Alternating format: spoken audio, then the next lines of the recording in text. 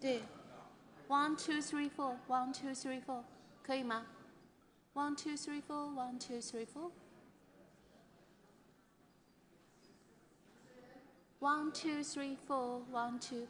Hello, good morning. Hello, good morning. Okay.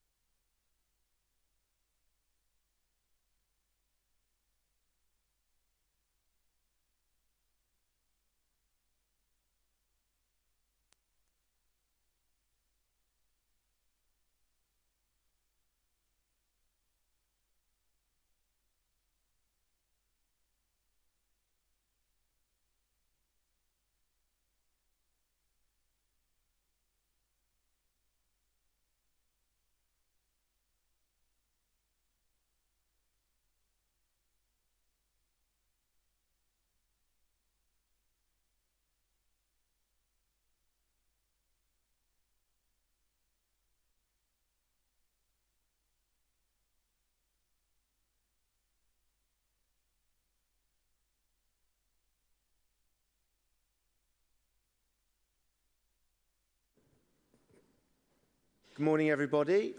Good to see you all again. Just to, as ever, remind those, we had an incident where someone didn't have their translation a couple of days ago, so always good to have your translation ready, because we will go to Italian. Just to say quickly, 9 gold medals today, 10 disciplines, a couple of broadcasting figures. Italy's most successful Winter Games day ever on Rai, 3 million in a day, which is good for them. And on our social media handles, we're averaging about 300 million, so a third of a billion daily engagements, which is not to be sniffed at. I'm going to hand over to Luca Casassa because we're going to do a very short, we're going to take all of your questions in a minute, a very short presentation on the Olympic Village, food and beverage and services. So over to you, Luca. Grazie Marco, buongiorno a tutti, benvenuti, quarto Daily Press Briefing. Anche da parte mia il benvenuto e il ringraziamento come di consueto. Ieri come comitato organizzatore sono stati venduti 56.000 biglietti su 9 discipline, 9 venue di gara coinvolte, con 20 gare disputate, 5 medaglie d'oro assegnate. In modo particolare i complimenti vanno all'Olanda che ha conquistato la medaglia d'oro con Jutta Leerdam nel pattinaggio di velocità con il nuovo record olimpico.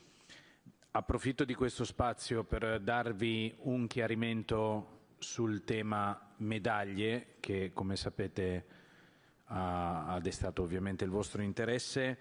Una piccola precisazione sulle problematiche che hanno interessato un numero limitato di medaglie. Come sapete il comitato organizzatore ha immediatamente approfondito la questione, operando in stretto coordinamento con la zecca dello Stato italiano, responsabile della produzione delle medaglie.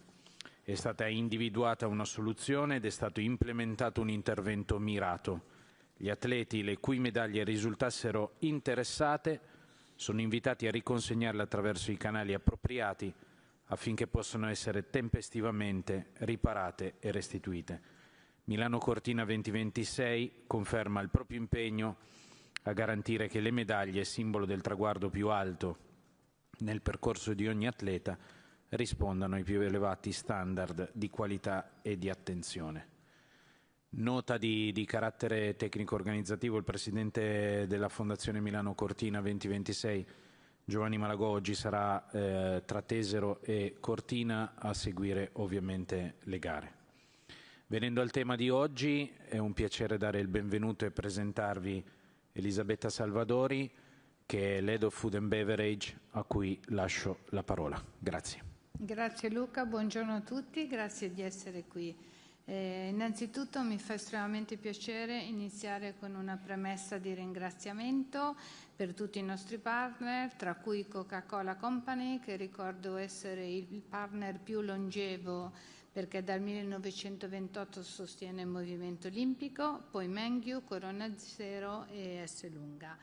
La proposta enogastronomica di Milano Cortina è concepita per valorizzare i sapori e le eccellenze dell'enogastronomia italiana, che come sappiamo è estremamente varia, e questo è chiaramente un valore a cui teniamo molto e di cui siamo estremamente orgogliosi, e che quindi proprio per la sua differenziazione abbiamo cercato di valorizzare nella nostra proposta, promuovendo anche alcuni prodotti locali supportati dai nostri sponsor come Grana Padano, come il Prosecco DOC, e ovviamente facendo in modo che alcuni di questi prodotti siano veramente parte integrante della nostra offerta. Penso per esempio alla Bresaola in Valtellina, mentre in Alto Adige avremo i Canederli, il tutto grazie appunto al supporto dei nostri partner come IDM Alto Adige, Trentino e Valtellina Taste of Emotion.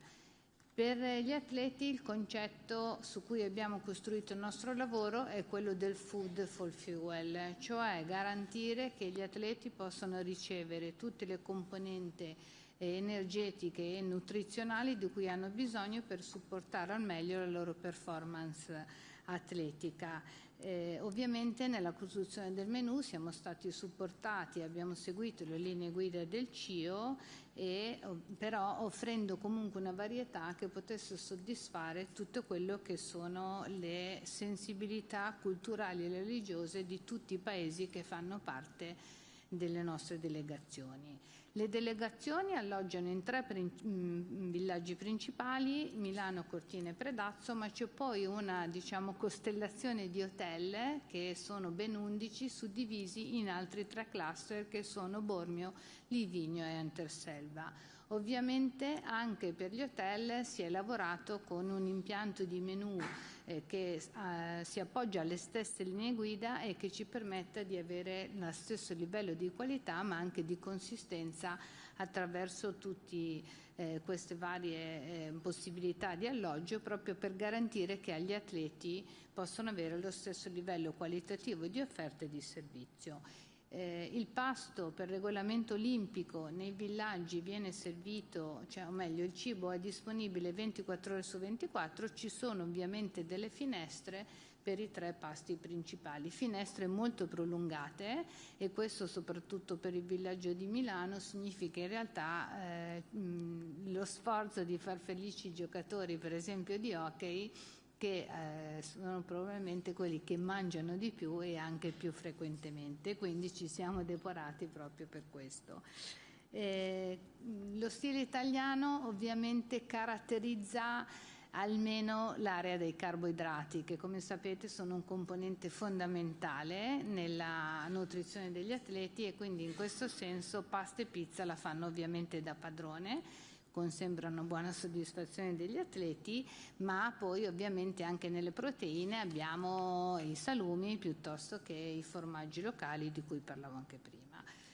Vi do qualche flash di numeri o di fun facts, diciamo così. Il ristorante del Villaggio Olimpico di Milano accoglie circa 600 persone sedute, mentre Cortina e Predazzo 400 ciascuno.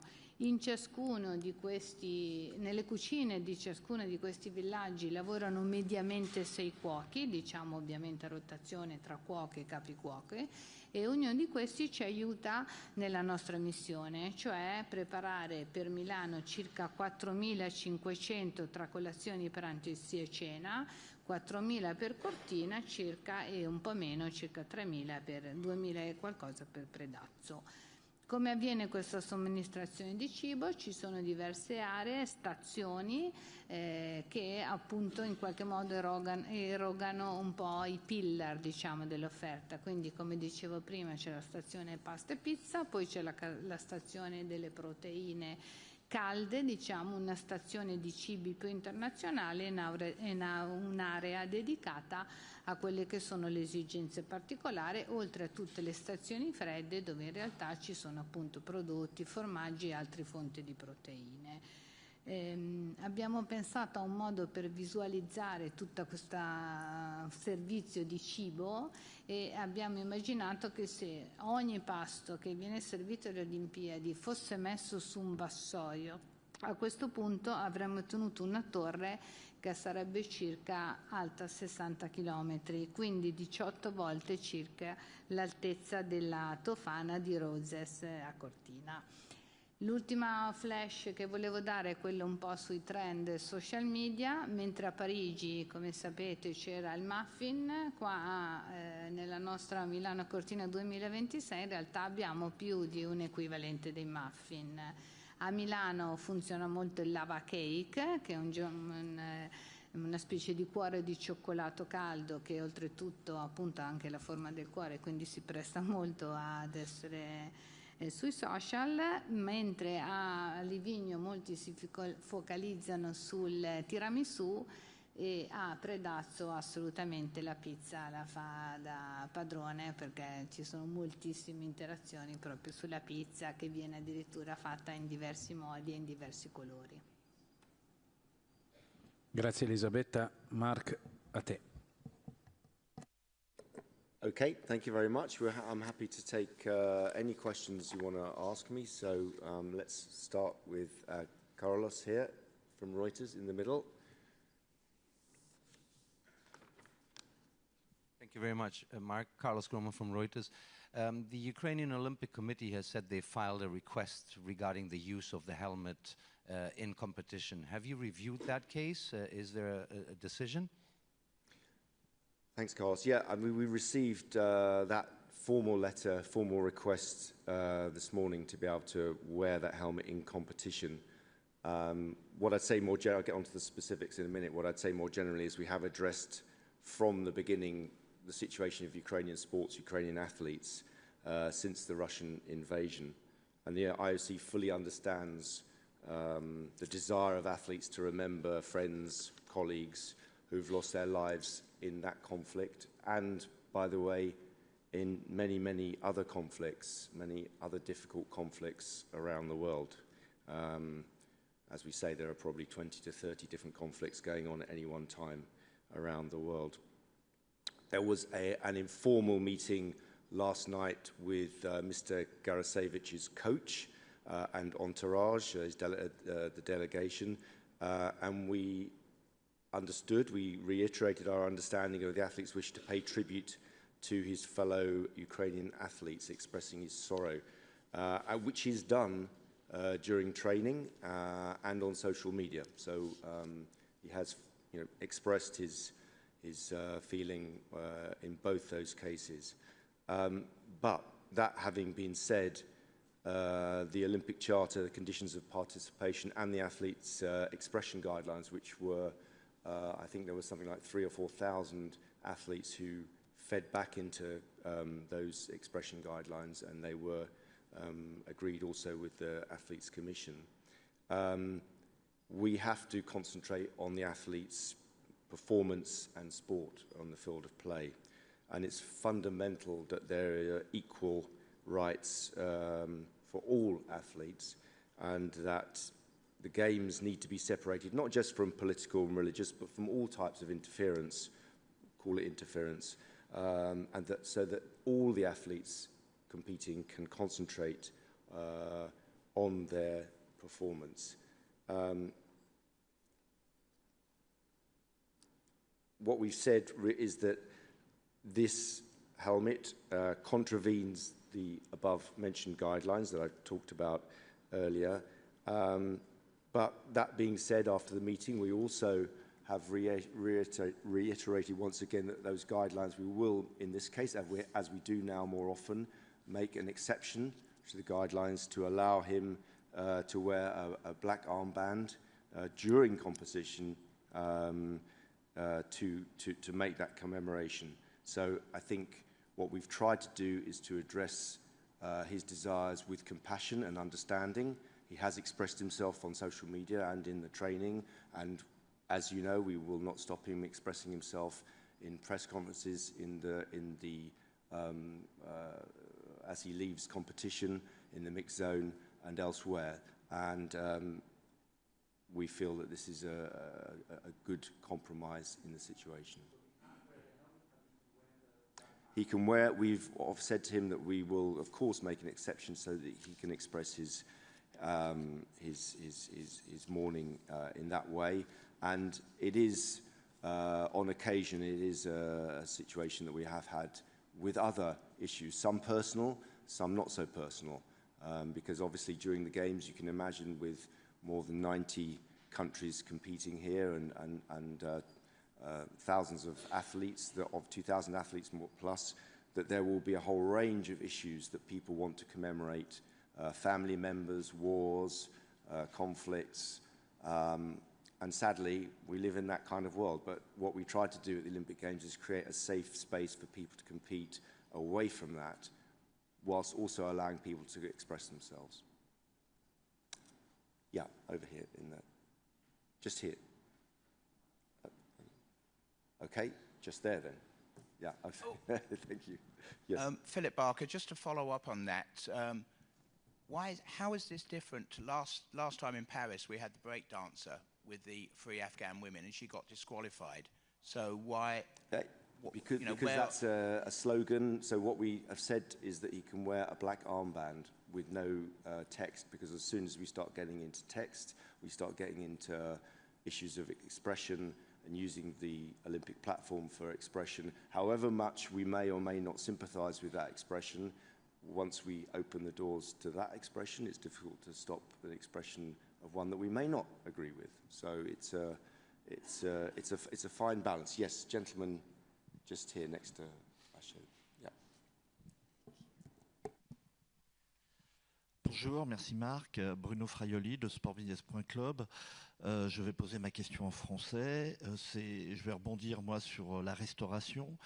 Vous avez parlé des pâtes et des pizzas. On est en Italie. Est-ce qu'il y a beaucoup plus de diversité de pâtes et de pizzas qu'on a pu avoir dans les autres jeux? Et est-ce que ce sont les produits les plus demandés? Généralement, c'est toujours quand même le hamburger qui est le plus mangé dans les restaurants des JO. Merci.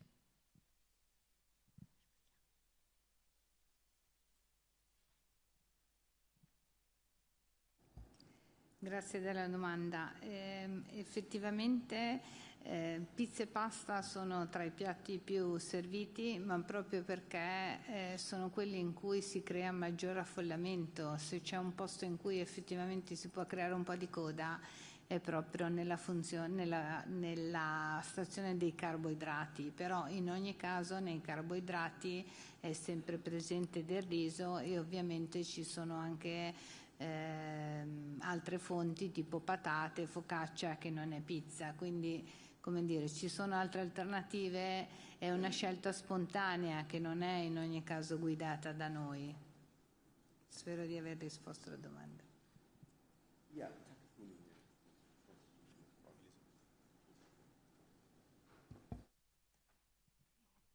Thank you, Mark.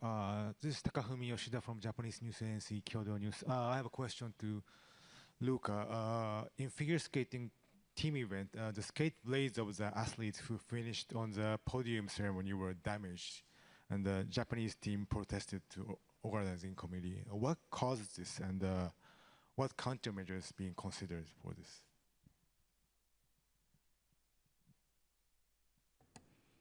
Sì, buongiorno. Siamo stati informati e siamo al corrente di alcuni episodi legati ad alcuni residui che la superficie antiscivolo del podio ha lasciato su alcune lame dei pattini. Siamo immediatamente intervenuti, sostituiamo questa superficie. Abbiamo peraltro offerto alle squadre il nostro servizio per affilare nuovamente i pattini e coordinato con l'ISU un extra time per l'allenamento, per cui siamo assolutamente consapevoli, siamo intervenuti immediatamente.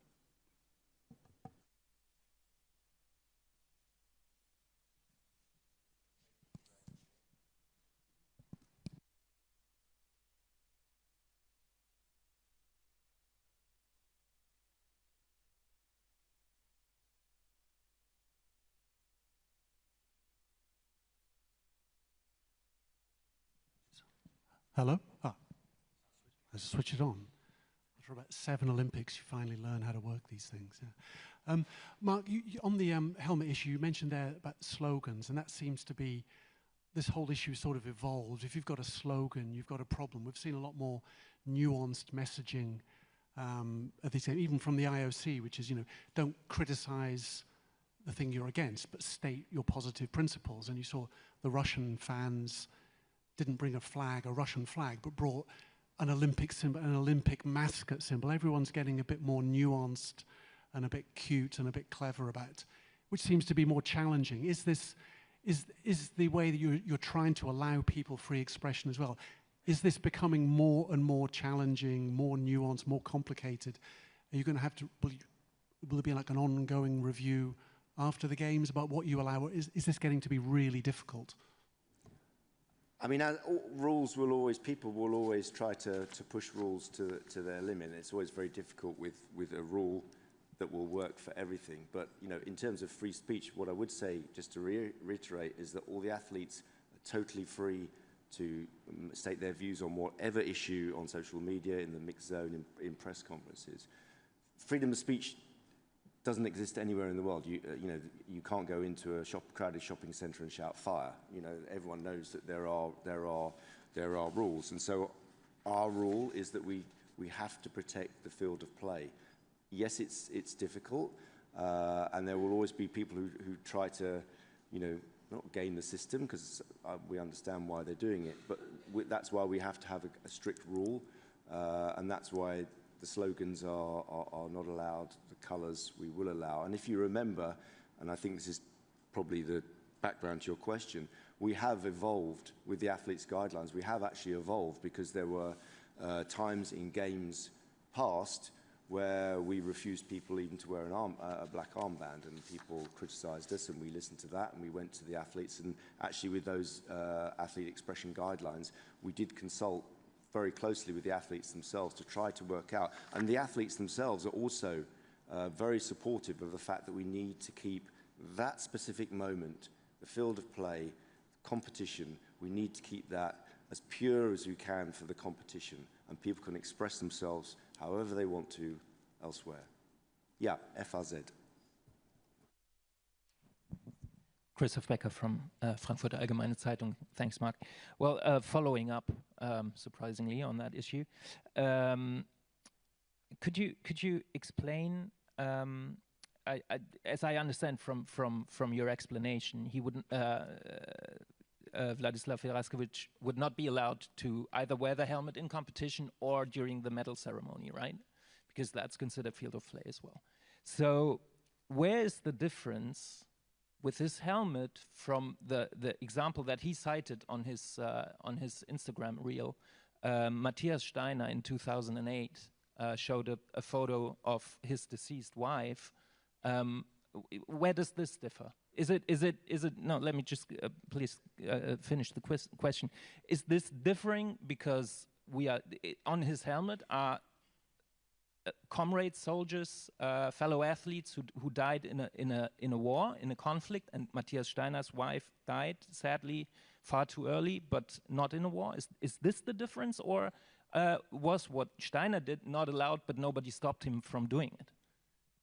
I think it's a very simple case. I mean, one I'd say is the famous quote that the past is another country, and you know, this is 20 years ago. We've actually evolved the rules. We do listen. People often criticise us for not listening. We listen to people, to the athletes particularly, and we tried to come up with a set of rules. There will always be different explanations and exceptions and so on, but we have rules now that we try to enforce now, which are new rules, and we think that they're a good expression. I'm not really going to go back 20 years ago and discuss whether that would be okay now. It was okay at the time, it was allowed. We have a set of rules that we agreed with the athletes, which seem to be working. And of course, you know, there'll always be, you know, growing pains and whatever with rules. That's the way they are. But we think we've settled on what is a good system to allow people to express themselves, but to also keep and protect the field of play. It won't be perfect, and there will always be exceptions. Yeah, Tarek, another exception, I expect. Just changing gear a little bit here, Mark. Talking to some of the figure skaters with this music, they come from different places with different budgets. Some of them can afford quite expensive royalties, and the others have to change their music. Talking to a coach of one of the teams, you know, they were saying the IOC is a very wealthy organization. Could they not pitch in for the music for these athletes? Because a lot of them have had to change because they can't afford the royalties. They're not wealthy people. Is there a world where the IOC chips in for that type of thing? And if so, how? If not, why not? Thank you. Yeah, I mean, to give you kind of the broader answer, which you will roll your eyes at, you know, we already put back an awful lot of money, 90%, $4.7 million a day we give back to the sporting movement. Scholarships here, there are, I think off the top of my head, there's something like several hundred scholarships. So we pay people to compete. We understand that the level, that the playing field is not totally level. And we try our best, we are trying our best to continually find ways to do that. On this specific issue, I won't say whether we will or will not look into it, but obviously it needs to be consistent, because there are many different ideas of how we can help all of the athletes here to compete on a more level playing field. That may be one idea. I would suggest it's probably not the best idea with the resources we have to try and level the playing field, but it could be something that would be considered if it's looked at formally. I hope that kind of answers your question. Yeah, Wakako. And then we'll come back to Rachel over here. Thank you. Wakako Yuki from Yomiuri Shimbun. One question to Mark and one question to Luca. Regarding this Ukrainian issue, do I understand that this black armband, the compromise, can be extended to other Ukrainian or other actually nationalities, athletes as well, that IOC would be able to permit these expression of sorrow? And Luca, regarding the medal, could you kindly tell us, confirm us, how many cases being reported so far and what are the conditions and possibly what could be the cause of it? Thank you. So I'll go first. Actually, I just was finding out, just so you know, we had nearly 449 athletes who benefited from Olympic Solidarity scholarships. And by the way, these aren't little amounts. I think it's something like 1,500 a month. So we are trying and helping with those countries and NOCs and athletes that have less ability to get them there. Obviously, in the summer, it's a lot more than that. And now I've actually managed to forget what your question was about to me, Wakako. Just remind me. Yeah. So the principle is that there are rules which are understood by all the NOCs and all the delegations. People can make a request for an exemption to the rule, as the Ukrainian NOC has done here, and we have a panel which looks at that. But certainly we have had a black armband, and there has to be a good specific reason, because you can imagine, as I said, with 90 countries and 2,800 athletes, we don't want everyone wearing a black armband for every competition, but where there's a good reasoning, it will be considered properly. Yeah, and the second question was for Luca, yeah?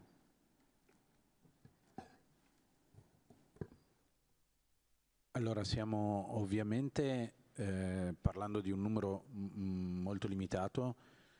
Ti raccolgo il numero preciso e te lo comunichiamo, non ce l'ho al momento, ma è importante sottolineare che precauzionalmente comunque stiamo ricontrollando tutte le medaglie in maniera tale da preservare in qualche modo la gioia che gli atleti devono vivere a pieno nel momento in cui conquistano qualcosa di così prezioso e di così importante per loro, ma mi sento di dire anche per noi che facciamo il tifo. Grazie. Okay, Rachel's been waiting a very long time, so Rachel, yeah. Good morning, thanks Mark. I will ask my question in French, if you don't mind. Le directeur général des Alpes 2030 est sur le départ. Il était hier dans la salle, Cyril Linette, pour ne pas le citer. Est-ce que vous êtes au courant et est-ce que vous voulez réagir? Est-ce que la situation à la tête du comité d'organisation des futurs Jeux d'hiver vous inquiète? Merci beaucoup. Merci, je vais répondre en anglais parce que c'est peut-être mieux pour tout le monde, même moi. I have heard rumors, but I have no confirmation, and I wouldn't want to comment on speculation. So there is I've had no confirmation, no direct news as far as I know. So I won't take it any further at this stage. Yeah, Robert in the center here. Thanks, Mark. Rob Livingstone, Gainsmiths.com. Question for Luca. We're 4 days in now. From an organizational perspective, can you identify any area that maybe exceeded your expectations as far as the success of what it is? And then maybe something else that hasn't gone so well and maybe needs some improvement or has disappointed you in some way?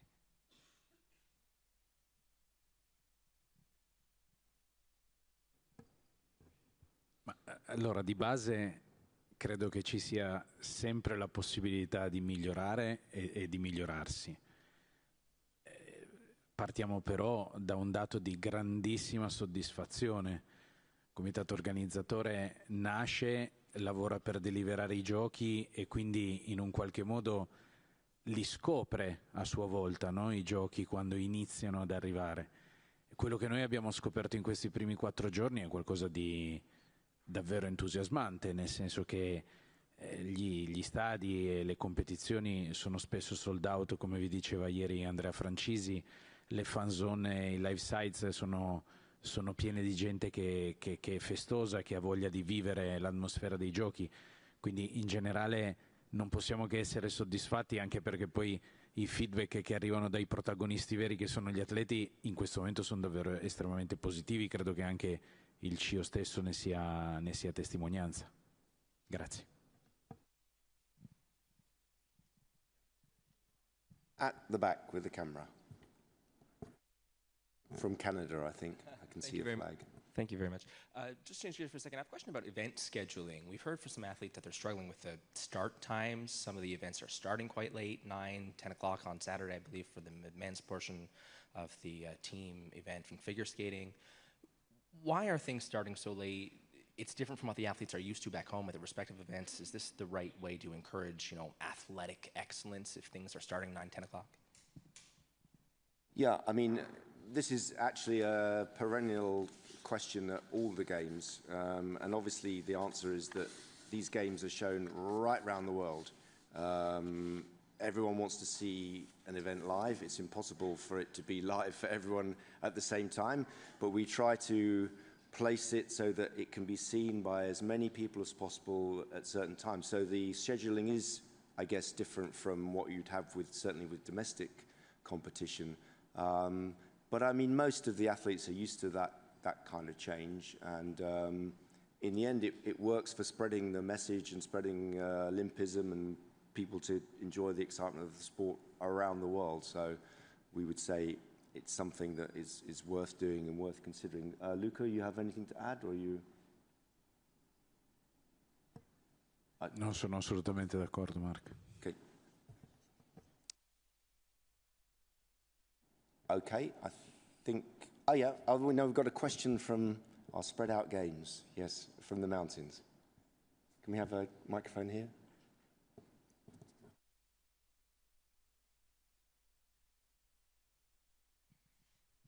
Yeah, 2 questions have come in from the mountains. The first is from Brian Mann, asking for a bit more detail on drones in particular, and whether you can give an overview of the training for drone operators, and if there's been a dialogue with athletes about the presence of drones during the competition, and also have there been any incidents of unauthorized drones at Olympic venues?